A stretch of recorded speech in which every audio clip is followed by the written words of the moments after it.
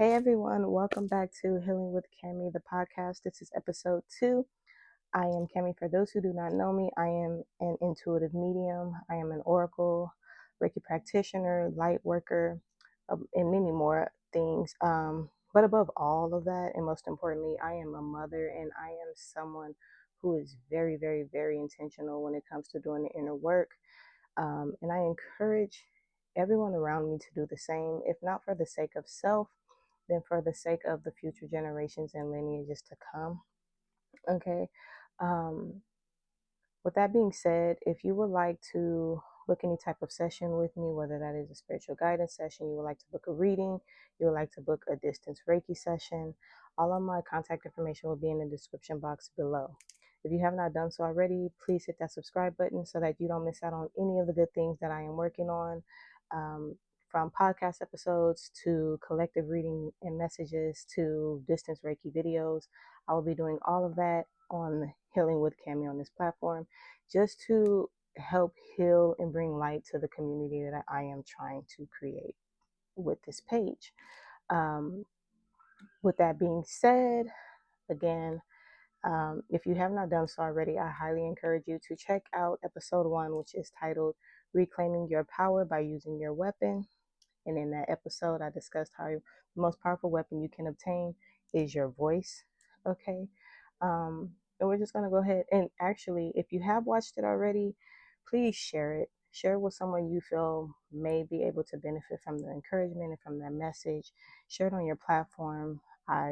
Look, I encourage it. Okay. I just set the intention that these episodes reach whoever it needs to reach, with the intention of helping someone else heal and encouraging someone else to reclaim their power as we continue to work on ourselves and become the best version of ourselves. I am still a work in progress. I am still doing the inner healing. It never stops. It never stops. So we are doing this together. I am thankful and grateful. I am full of gratitude for you being here and for you sharing space with me. Thank you for sharing your time and your energy with me. I am grateful. So going ahead and moving on to this episode, episode 2 is going to be about connecting and healing the inner child wound. In the first episode, I briefly touched on how it is imperative when it comes to doing the inner healing work, that you go back to the older versions of yourself to readdress the wounds and to heal those wounds, and to process the emotions and everything that comes from that. Maybe things that you had to kind of put down and put away. You're too afraid to touch. You don't want to touch those wounds because it's heavy. Okay, depending on what wounded those versions of yourself, right? Whether it's trauma, whether it's being silenced, whether it's just a multitude of things, right? But it is imperative for us to go back to those phases of those parts of ourselves, to acknowledge those parts, to acknowledge those wounds, and to reclaim our power from that, to move that energy and use that energy to push us forward as we continue to become the best versions of ourselves. Now, for the sake of this episode, when I speak on inner child, it's not just the younger version of yourself that I am referring to. It can be your teenage version of yourself, right? The young adult version of yourself. The most important thing is that we go back to those versions of ourselves and acknowledge and address where we have been hurt, where we have been wronged, okay, so that we can process things and move forward and continue to elevate. In regards to the inner child wound, okay, when there's a disconnect, a lot of the time, people don't realize that their inner child is trying to connect and reach out to them. A lot of people don't even acknowledge that they have an inner child, right? Um, and a lot of the ways our inner child can show up in our adult life in the most drastic ways that most people would not think. And I'm going to touch on those. And then I'm also going to share, some tips or whatever that I've come to find helpful, that I've learned from, that I use myself in regards to healing those inner child wounds. When you have an inner child who is wounded, okay, and again, this could be a teenage version of yourself, because not every trauma starts off as a child. You could have had a great childhood, right? You could have been growing up, and then you hit that teenage phase and life gets to life in, and then that teenage version of yourself was not protected, was taken advantage of, was hurt, was not seen, was disregarded, was lost, trying to find its way, etc. That version of yourself could then be where a lot of the pain and resentment is stored, right? For the sake of this episode, though, I'm referencing the inner child because I feel the inner child wound is so imperative, especially for me personally. It shows up in a lot of ways. And again, it shows up in a lot of ways that we often don't recognize. When you have an inner child wound, you just have to think of yourself. Think of the version of yourself as a child. For those of you who have kids, for those of you who have nieces, nephews, cousins, whatever, of a young age, think of their mindset. And that is the energy that your inner child carries. So when you have a disconnect from your inner child, when your inner child does not feel protected, does not feel seen, does not feel loved, does not feel heard, does not feel validated, and is just holding on to all of the resentment and trauma, resentment caused from the trauma that they experienced, it can show up in your adult life, in the adult version of yourself, as fear, as self-sabotage, as self-doubt. It can show up in how and what types of relationships you find yourself in. It can show up as abandonment wounds. It can show up as codependency wounds. It can show up as people pleasing. It can show up in not having the ability to dream. Not having the ability to really experience happiness, to feel happy. Okay. That's a lot. That is a lot, especially when you are already experiencing so much. There's so much going on as an adult. Like, it's just in this world, period, right? So when you are trying to heal and you are trying to work through things and you are trying to face yourself and learn, relearn and unlearn and reprogram your subconscious, say you have a goal that you want to meet, sometimes your inner child being wounded would actually prevent you from making goals or from sticking to those goals. It is really big on, it's giving self-sabotage energy, being in your own way. And your inner child is not necessarily trying to keep your highest version or this current version of yourself that you are working on and healing. It's not that it's trying to pull you back or keep you from moving forward. Even though it comes off like that, your inner child is actually thinking that they are doing you, or you guys, it's a connection, right? You are one, doing you more service, and they feel like they're protecting you. They're protecting themselves.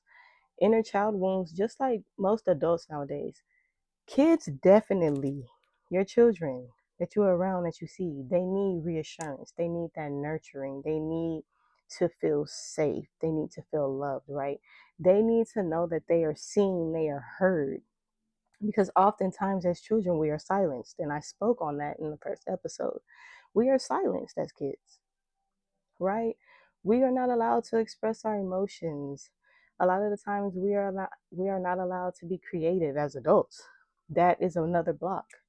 That is another connection when it comes to having a wounded inner child. It stunts your creativity. It stunts being able for you to, because ultimately being creative and your imagination go hand in hand, right? Being creative and dreaming goes hand in hand. You will hear oftentimes a lot of adults say that they don't dream. Whether this is in a resting state or just in general when it comes to how they plan and see their future or what they see their life to be. So it's not that, a lot of the times, and this is not always the case when it's not always tied to the inner child wound, but it could also be because you have a lot going on mentally. You've taken in so much mentally that you need to meditate, you need to slow down, you need to clear out a lot of that stagnant energy that is keeping you foggy and cloudy in the mind subconsciously when you dream. But You have adults that say they can't dream or they don't dream. And it's not that you don't dream, everyone dreams. It's just that you don't recall, you don't remember what your dreams are. And it is very important to be able to recall what your dreams are, because subconsciously, a lot of the times, that is where a lot of your messages come through, right? That is where a lot of the messages from your higher self come in. The Most High, your angel, whoever you relate to, okay, God, whoever, they speak when it comes to the spiritual realm. A lot of the time, it is in your dreams, it is through your dreams. Then you have some people who are dreamers, who are seers, and they recall and they get a lot of downloads and stuff in their dreams, more so than other people. I am one of them. How can we connect to our inner child, right? And I don't have notes. I should use notes, and that is a part of myself that I'm working on, and that is tied to my inner child, who I am constantly trying to connect with, constantly reassuring, constantly working on. So again, when I do these episodes, I'm coming from a space of, I've either done the work or I'm still currently doing the work, and I am just encouraging others, and I'm supporting others, because it's not easy, right? So the easiest way to know that your inner child is trying to connect with you would be when you feel your most creative, when you feel those moments that bring you back to that space when you were a child, that brings you back to that childlike mindset, right? For some, it might show up as adults, at least. It might show up as you sitting in your bed, 3 o'clock in the morning, eating ice cream and cookies, watching your favorite cartoon or your favorite TV show that you used to watch as a child. And it just brings you this sense of joy, this comfort. That can be your inner child, right? That's a connection. Um, it can be when you want to connect with your inner child. That's when you have to tap into your creative side, right? So if you do art, if you do dance, whatever brings those creative juices flowing, whatever brings your imagination to the forefront, that is you tapping in and connecting with your inner child. Coloring, going to the playground, sliding on a slide, swinging on a swing, rolling in some grass, watching your favorite cartoons, eating a bunch of candy because you couldn't when you were a child, but you always wanted to. It also shows up in individuals that express themselves very loudly with their clothes, right? You see adults walking around and they are dressed as one would say a child would be dressed, right? Or they have the childlike hairstyles, or they are always wearing different bright colors and stuff.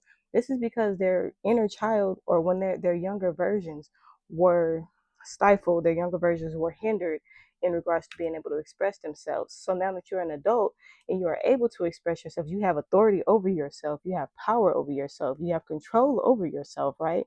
Or you are reclaiming your power, you are reclaiming your authority over yourself. Your inner child is like, wait, hold on, like this is my time to shine. And you have those moments where you want to dress crazy. You want to dress in the most bright colors. You want to be seen. That is your inner child. Embrace it, okay? And don't let anybody try to tell you anything otherwise, because they will. Because that's how we are conditioned to do. We are conditioned to go with the grain and not against the grain. But when you are doing the healing and the inner work, oftentimes it pushes you to go against the norm, against the grain. For me personally, growing up, we could not wear makeup. Um, we could not. And this is something that is common in my community, and this is something that is very dangerous in a sense. I don't know if that's the right word I want to use, but I'm gonna use it for right now. But oftentimes our community over sexualizes children. And it takes for you to be intentional and to reprogram your mind and change your perception to realize just how much we were conditioned and how much as children we were over sexualized, or how much we over sexualize children. Most of the time it is the young girls, the young ladies. Examples of this would be, and at least in my household, and I've seen and heard it from others in my community growing up, I was not allowed to wear makeup or to play in makeup, right? Because I was told that is too grown. Okay, just hear me out. I was told that was too grown. I wasn't allowed to a certain degree to have my fingernails polished because that was deemed too grown. I was not allowed to wear colored extensions in my hair because, again, I was told that was too grown. Okay. I was even told in some cases that I could not wear skirts or certain dresses because, you guessed it, that was too grown. Now, as a child who wants to play in makeup, who wants to pay to get their nails done, who wants to wear colored hair, colored extensions, right? To be told that that was too grown, to be told I can't wear a skirt or a skirt because that is too grown, was me being over sexualized. Okay? Hear me out. We have to be able to change our perception though with that. Why is it I can see all these Disney princesses in movies and stuff and on the cartoons and stuff. They have makeup on. They're playing dress up. They have hair colored extensions in their hair because it's for style, it's for creativity, right? I see all those things and that's what I want. I want to play in makeup because I want to dress up. Not because I want to be grown. I want to be a princess. I want to dress up. I want to express myself. You know, that's another way of expressing myself. I can't color my hair, but I've seen that cartoon character have a purple streak in her hair. So I would love to have a purple extension in mine. Why does that have to mean I'm too grown? Why, how does colored extension makes me too grown, right? Why is it I can't have my fingernails polished because it's too grown? Or I can only have them polished on certain occasions. Why can't I just be a pretty princess? Do you get what I mean? So when you are conditioned to think like that, as you get older, that is a cycle that you may or may not continue on with when it comes to your own children, when it comes to yourself. When you get older and you have been told that you cannot show your creativity and express yourself as a child, that's when you tend to have those who are very bright and vibrant and out there and seen and over the top in some cases when it comes to their looks and appearances, because that is them rebelling against those that told them it was too grown. Now, you have certain instances where as I got older and I started to be able to make my own decisions and stuff, as soon as I was able to decide what I wanted to do with my hair, I cut it off and colored it. I am always coloring my hair some crazy color, cutting my hair, wearing bright extensions, right? Because I feel like when my world is chaotic, when I have no control over anything, if anything, I have control over my hair. I have control over what I do. And I've even learned when it comes to that I still don't even really have control because it never actually turns out exactly how I want it. But nevertheless, that is me going against the grain. That is me expressing myself. That is me reclaiming my power. And a lot of people don't realize that. A lot of people don't understand why they are so drawn in wanting to look like this or do this to their hair, do this to, to their makeup and extravagant looks and whatnot. Baby, that's their inner child shine through, and kudos to them for embracing it. You get what I mean? Because even as an adult, you can still want to tell yourself, no, I was told that that's not right. But see, as I got older, I used to tell myself, or I used to ask questions, and I'm like, I don't understand how, as a child, I was told it was too grown, but then when there's an adult wearing brightly colored hair or bright, bold makeup, they are being talked about and told they look like a clown, or in our community, they look ghetto or whatever. So I'm like, I don't get it. And I've always said, if anybody is to wear colored hair in their hair, wouldn't it make sense for it to be a kid?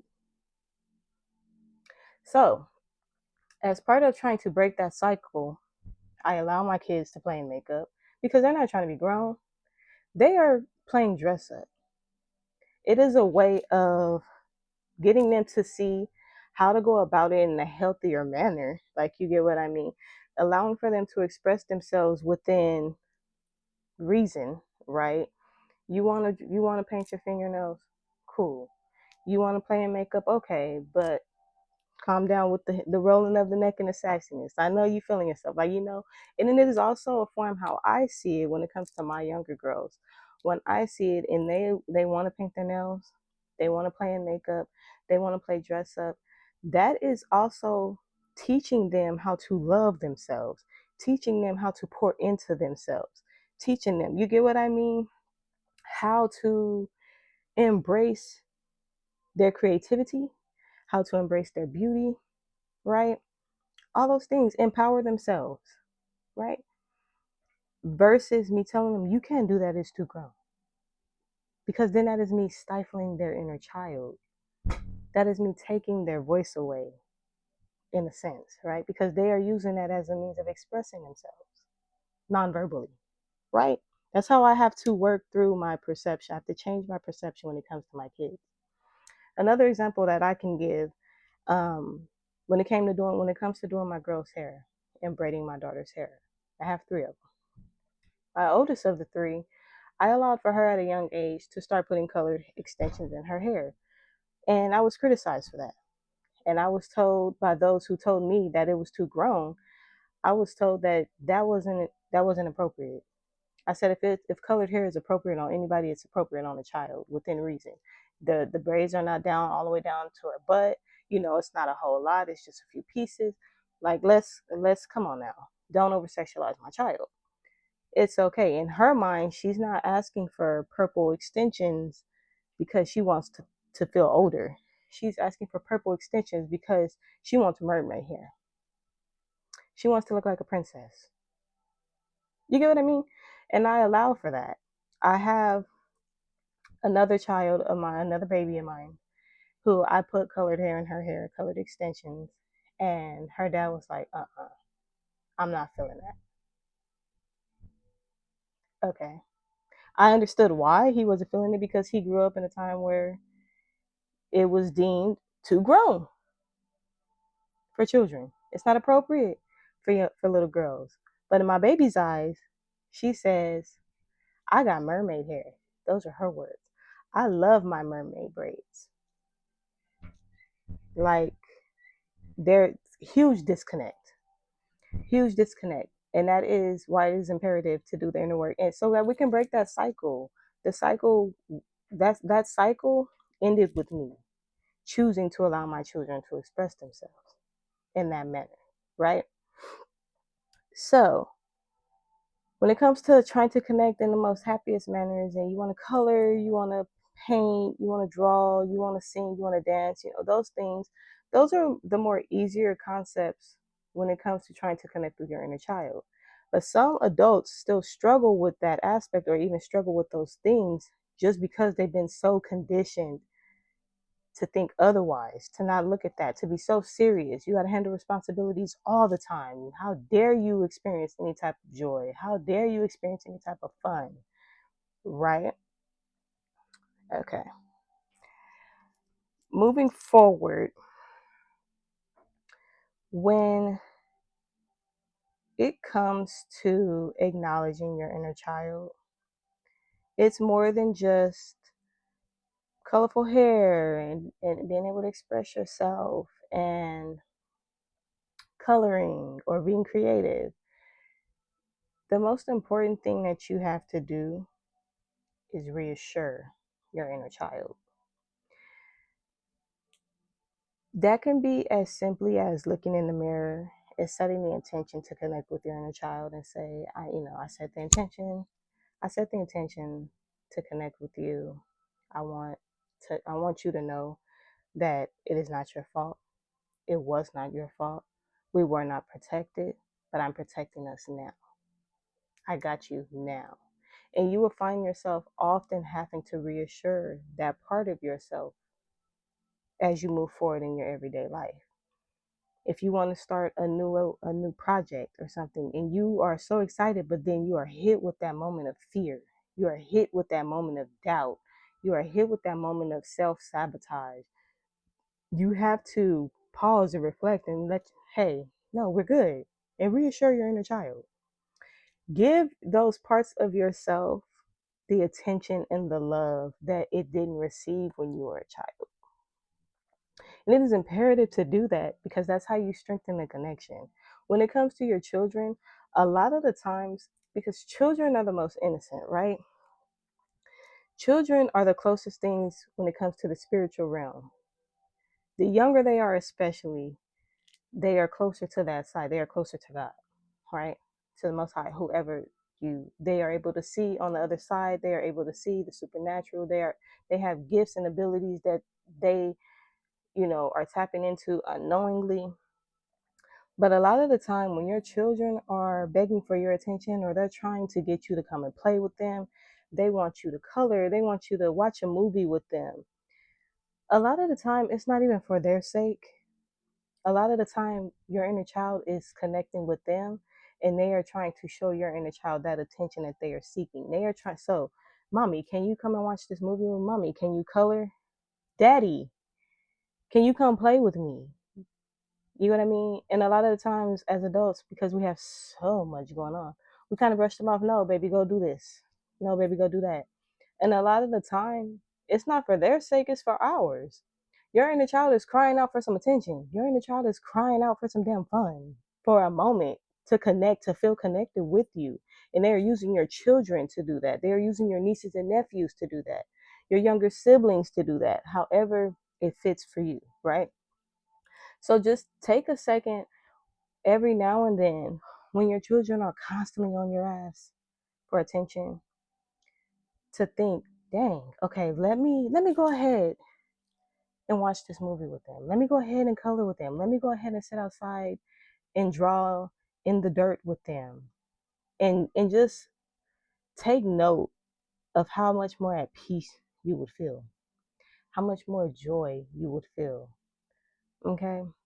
How much more whole you would feel, because that is another version of yourself that you are now reclaiming that power from, with, and gaining that oneness that was lost at the hands of society, at the hands of those that made you a victim, those that harmed you, those that did not protect you, right?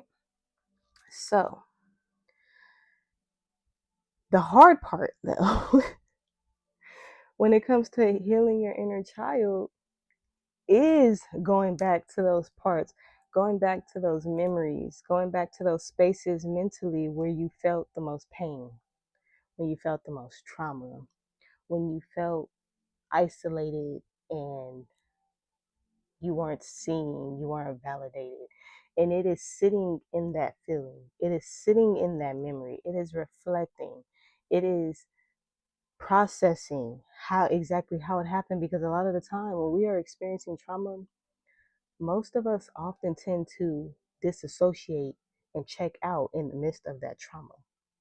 So we find ourselves having these empty spaces mentally, these voids mentally, and those voids are holding in a lot of pain and resentment and emotions that we have not processed.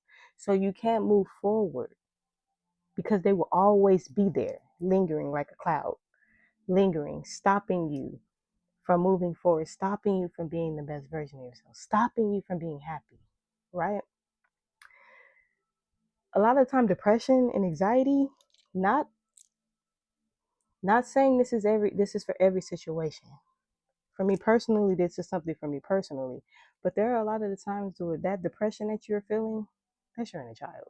That anxiety that you're feeling, that is your inner child not feeling reassured, not getting that attention. It's like, whoa, hold on, wait a minute. You get what I mean? For for me, as I stated in my first episode, I sought help. I have a multitude of different mental mental illnesses that I have to constantly battle with. PTSD, okay, postpartum because I'm pregnant, depression, all of these different, it's a few different things, anxiety, because I am a highly intuitive empath, I become more emotional. I'm very emotional, but a lot of that feels like it's myself, but it's other people's energy. That's another thing, though. Another day, another story. But when I sought help, I was told, and this made so much sense once I processed it. And I set the intention that this will actually help someone else recognize within themselves. Okay. When I was getting help, I was told you have most people, there's a baseline, right? There's a baseline where you are genuinely happy. Okay. You are genuinely content. Okay. And then as life hits you and you go through things and you go through problems and stress and all of these different things, you often have moments of sadness, moments of depression, and your emotions go up and down, but you come back and then sometimes you have moments of pure bliss and joy, good memories, good happiness, but you always come back to this baseline, right, of being content. I was told that my baseline, where most would be content, my baseline is actually depression. I am in a constant state of depression, and then I have episodes where I drop into a deeper depression. And then I come back to my depressive baseline. Then I have moments where I experience joy. Short lived, short lived, because of the anxiety that I have, because of the depression that I have, that even in the moments of joy, even in the happy moments, I can't be present because of all of the trauma that I've experienced. It takes me back down. Or I'm so focused on trying to be present because of my anxiety, and I'm always waiting for someone to hurt me, for someone to mess up what's going on, because that's what I experienced as a child. There have been plenty of good memories that I've had growing up as a child with my family and whatnot, but there was always this cloud over those memories. There was always moments of darkness despite the overall happy moments. You get what I mean? And I tend to focus on the bad moments, even in the midst of a good memory. So it's hard to enjoy and be present when it comes to being to different things. It's hard to be happy for me. It is a struggle to be happy for me. And when I was told that, I said, it makes so much sense. That makes so much sense. And that's sad. That is a sad reality because everyone deserves to genuinely be happy. Everyone deserves to genuinely feel loved. Everyone deserves to be able to genuinely be present, right? So, in order to mend that connection, right, I have to constantly go back to my inner child and let her know, okay, we're okay. We're okay. This is different, but we're okay. It's okay to try this. It's okay to start that. It's okay to do these things. We are okay. We're safe.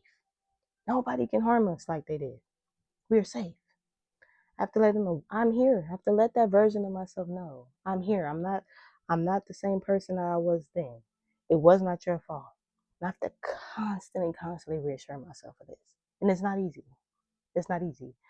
A lot of the time I spoke on self-sabotage. The way it shows up for me is I have a hard time completing things. I have a hard time. I often limit myself when it comes to my abilities and the things that I know that I can do and give way more than what I do sometimes. And it's because growing up and all of the trauma that I've experienced and the way my inner child shows up as a means of trying to protect me, right? It often hinders me, but it's just a form of self-protection. right?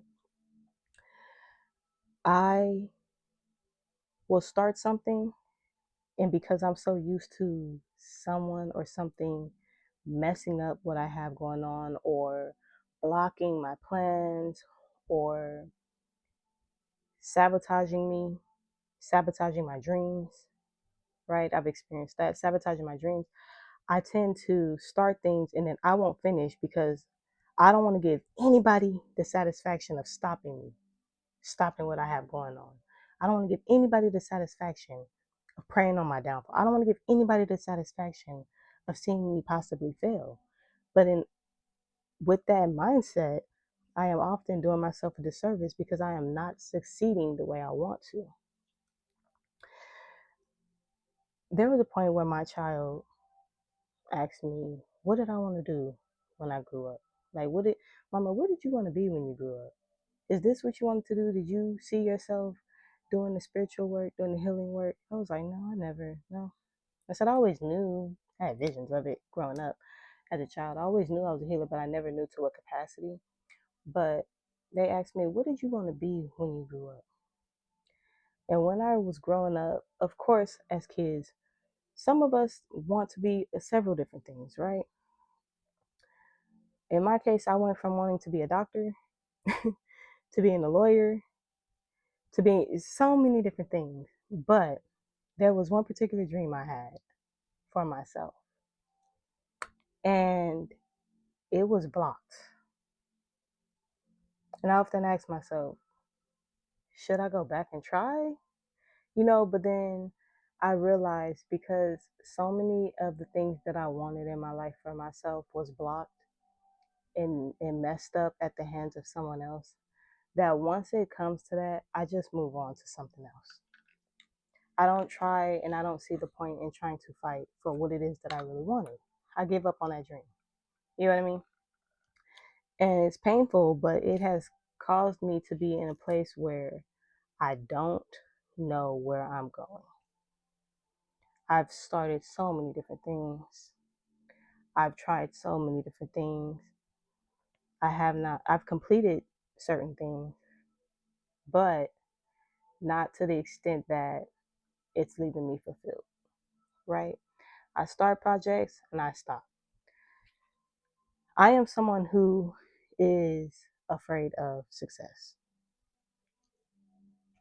And I know that it is because I was never made to feel like I could succeed growing up. I was told and encouraged by loved ones and whatnot, but they were telling me these things verbally, but their actions were saying otherwise, right?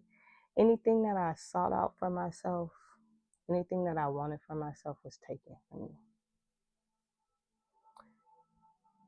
And at that point in time, I didn't feel strong enough to fight for the things that I wanted. So when someone would take it from me and it leaves me feeling discouraged, I'm not going to give you the satisfaction of seeing me beg for it or fight with you to try to have that anymore. I'm going to just find something else, right?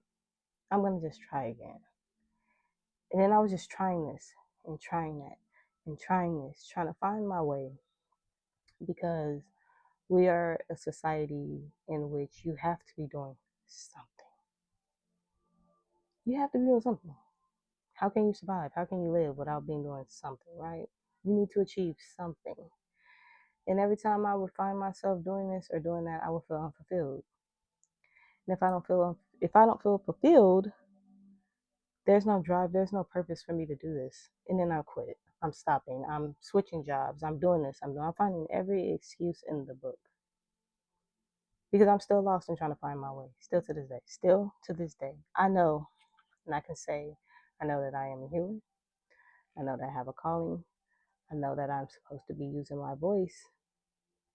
But I can't see the bigger picture. I'm trying. I can't see the bigger picture. And I'm trying to come to terms and accept that that is okay.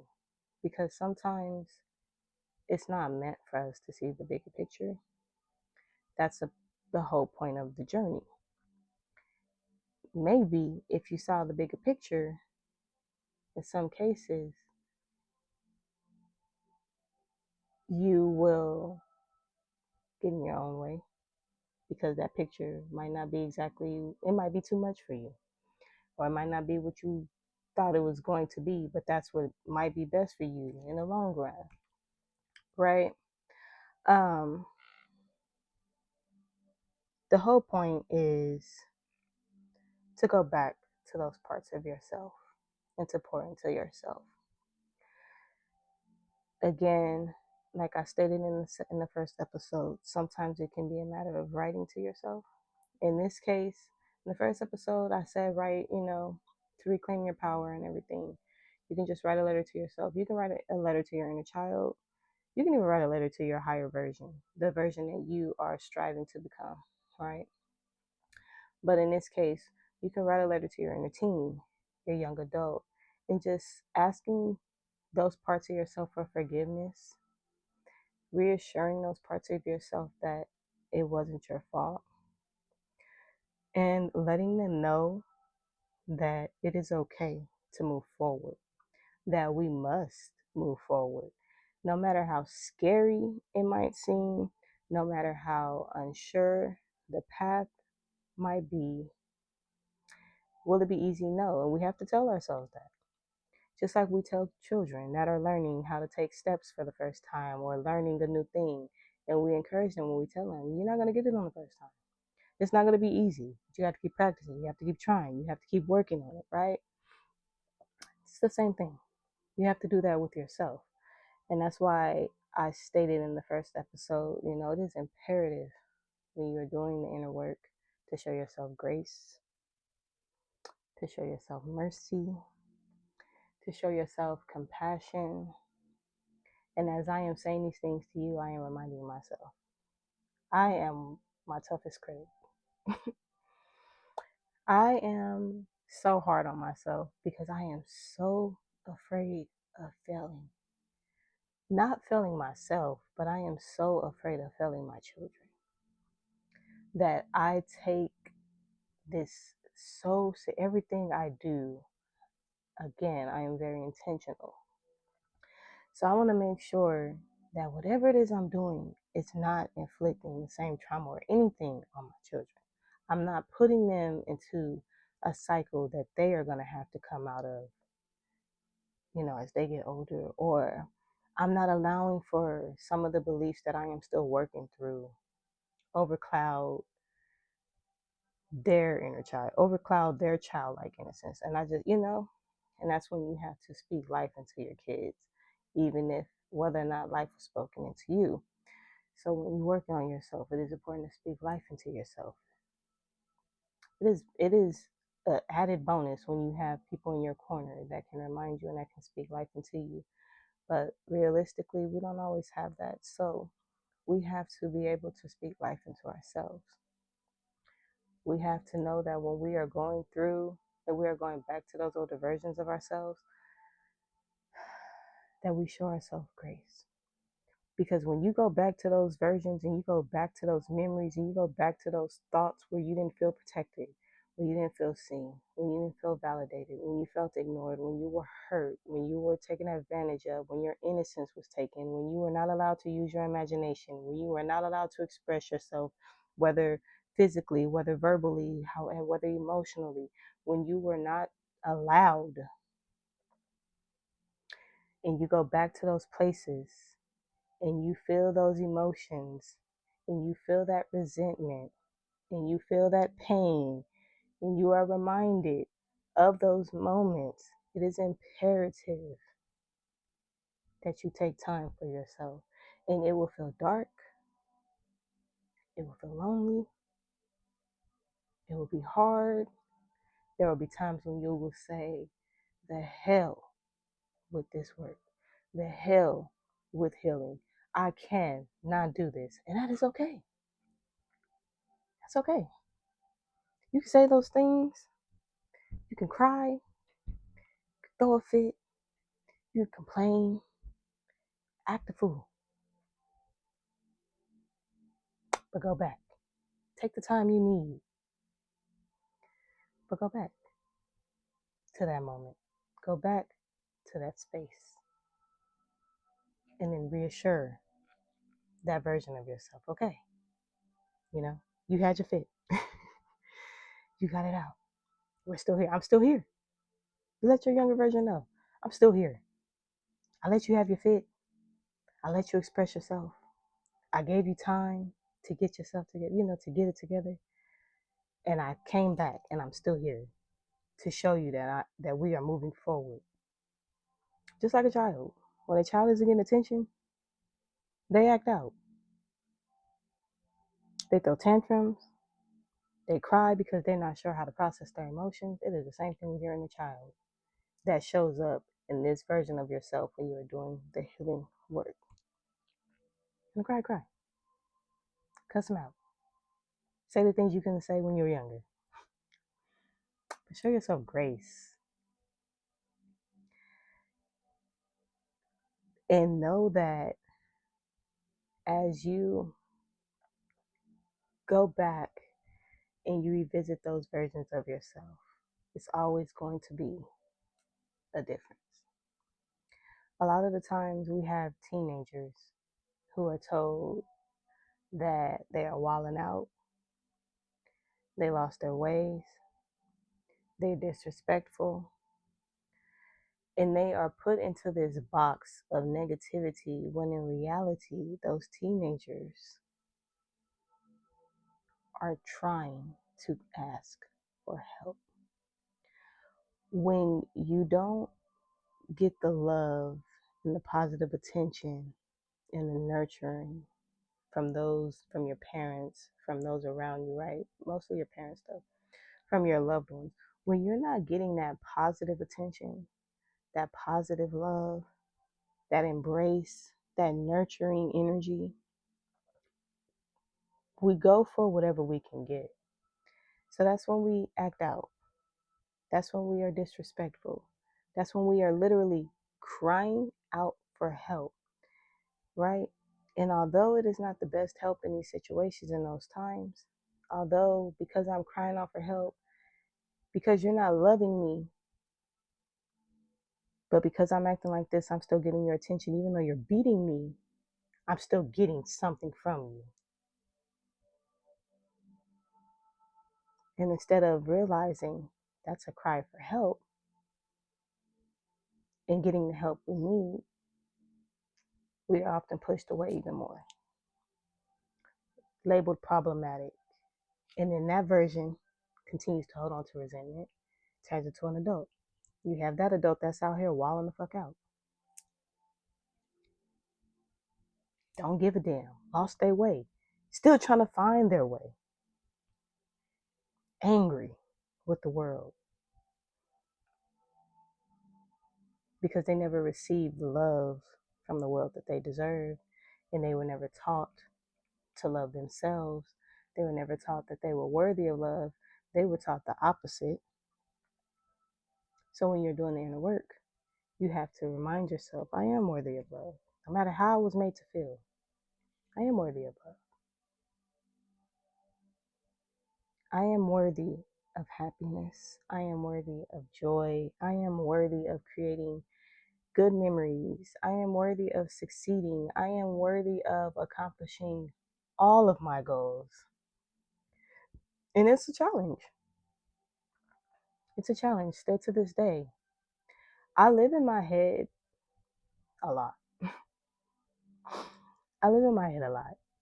I zone out and disassociate as a part of that's coping. I disassociate a lot, but I tend to live in a fantasy in my head to escape the reality, right? But then when I'm brought to reality and I'm asked, where do you see yourself in 5 years? Where do you see yourself in a year from now? Where do you see your life going? How do you see your life going? I draw a blank. And it hurts me because I know that that is still a part of myself I have to work on. That lets me know that I still have some work to do with those other versions of myself. I've given so much attention to my inner child. It's now time for me to address my inner teen. And it's hard. I don't see myself. I can't tell you where I see myself. Because when I start to envision anything, if it does not seem like it's realistic or obtainable, I block it and dismiss it. Even though we are the creators of our own reality, even though my life can be as great and wonderful as I want it to be, if I set my mind to it, if I put myself in that energy, if I manifest, if I really have the faith that things can turn around for me, right? Because your life can shift overnight, really, whether good or bad, right? Things can go like this, and your whole life be rearranged in the most positive manner. But then things can also go like this, and your life be rearranged in the worst possible direction that you ever thought. That's the reality. But I never accept that it can be anything that doesn't seem realistic. And that lets me know again, I have to work on that part of myself. And that's why I say we are working on this together. We are healing together. We are doing the work together. You are not alone. I am not alone. And I am grateful for you being here through this process and for being able to recognize and acknowledge that within myself. And that is another part of healing, to be able to recognize and acknowledge the parts of yourself that need working on. And again, it may not happen now. It's not going to happen overnight. It's a hard process, but we're going to do it. We're going to reclaim our power from each version of ourselves, and we are going to be the best version of ourselves. If not, again, for the sake of self, for our children, because we're breaking cycles around here. We're breaking generational cycles. We are changing the course of some of these generational cycles.